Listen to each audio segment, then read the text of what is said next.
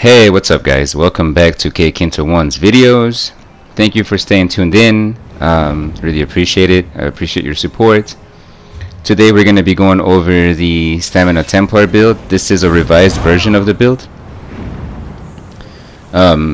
We've made some major adjustments to it from the previous build. I still do run the old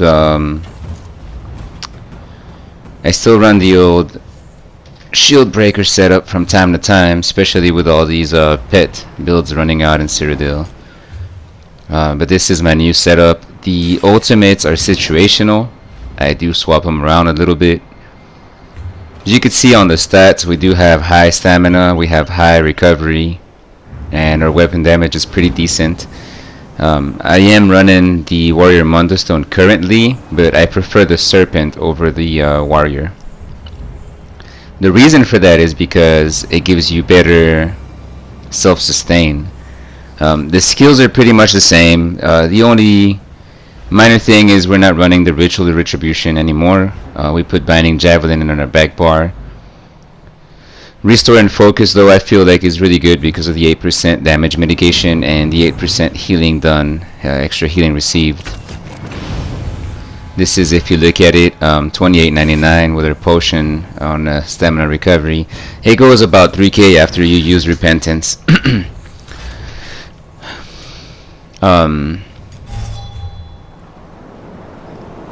If you use the Serpent, though, you'd be sitting at a much higher recovery, which is why you'll see at the end of the video there's a picture attached with the fully buff stats with the Serpent. That's running with a Spell Power Cure healer. You can see right now after I use Onslaught, if you focus on the spell and physical resistance and see how high it gets. I know it's way over cap, but it makes you a lot tankier. Not everybody's gonna have that much resistance ignored, so you're not gonna always be over cap that way. But that's the main reason why I would run Onslaught on my front bar, Dawnbreaker on my back bar. Maelstrom Greatsword, Eternal Hunt Bow. You can always have the Eternal Hunt two-handed. I recommend run Sharpened Two-Handed Mold of Eternal Hunt if you can't get the Maelstrom. And then we have the Eternal Hunt Helmet. You could replace that with a Bloodspawn piece, but you lose that on the 5th bonus. We're running a heavy reinforced chest of the Eternal Hunt. 1 light Velodreth, so we still get our 5-1-1. This is a medium armored build. We only have 1 heavy, 1 light piece. 5 Eternal Hunt, 5 Bone Pirate. The 5 Bone Pirate is a really good set.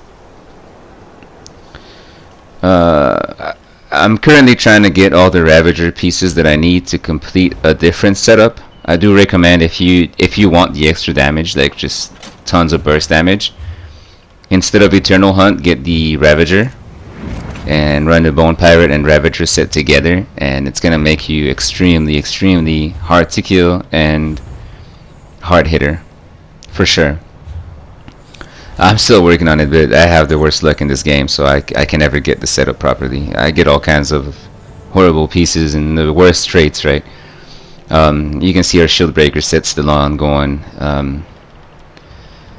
But defending on the back bar, I love having a defending bow on the back bar over anything else because of the resistance.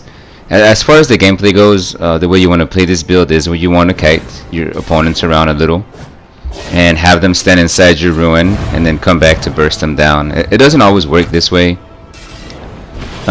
Sometimes you kind of get put in a situation where you have to play more offensively, but if you get overwhelmed, you can always go more defensively on it. I do swap out my helmet from time to time for my Bloodspawn to get more recovery, even though I'll lose my little rune when from Eternal Hunt. I have a little bit more recovery, which gives me a lot more self-sustain. We did change the CP for this build. We're running different champion point setup than the last build, mainly because this new Bone Pirate set gives you tons of recovery back, and so like I didn't feel the need to have 100 points or a higher amount of points into recovery. I've also attached some of the clips on here of the build to show you how hard it does hit, even though it does not have a lot of weapon damage, and also of how tanky it is, how hard it is to kill you. It'll show you a little bit about how to play it also, or at least how I play it. I'm still trying to get better at it.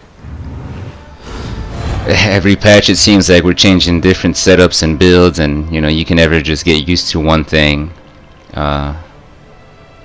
But overall, I want to say this is a great setup, especially if you like 1vx or small scale. If you're up for group play, you can swap some of the abilities around to accommodate the group. But overall, I would maintain the build itself for the way it is. Let's go over the champion points real quick. One of the biggest things about this build is the healing. One of the main reasons why I would run Restore and Focus is the 8% that it gives you on the healing received, and the 27 points into Blessed. Now this right here, Precise Strike and Piercing, I have gotten better results from putting more into Precise than Piercing, personally, but I'm trying this different setup for now, and so far it's worked out pretty good. This is still, you know, you can still change it a little bit, but I do recommend you run the points into Blessed and points into, I think it's Quick Recovery. You want to keep your heals up. The more healing you get, the harder you're going to be to kill, for sure. Like I said, I did attach some of the clips to this video so you guys can see it in action. You guys can see how I play the build. Maybe give me some advice too. You know, I'm still trying to get good, or at least get better. I have attached the clips of the build itself to show you guys how effective this build is. But I am planning on running this on a live feed. If you guys ever want to see it, I'm gonna have unedited videos of it. I'm gonna try to put some clips together of it to show off a little, so you guys can see it fully. I recommend running with a healer that does run Spell Power Cure. And I also have another build coming up. It's a healer, a PvP healer build, so stay tuned for that one. So far it's been highly effective. And I hope you guys enjoyed this build. I hope you guys have fun, you know, make the proper adjustments, and let me know how it goes. Thanks for staying tuned in, and thank you for your support, guys.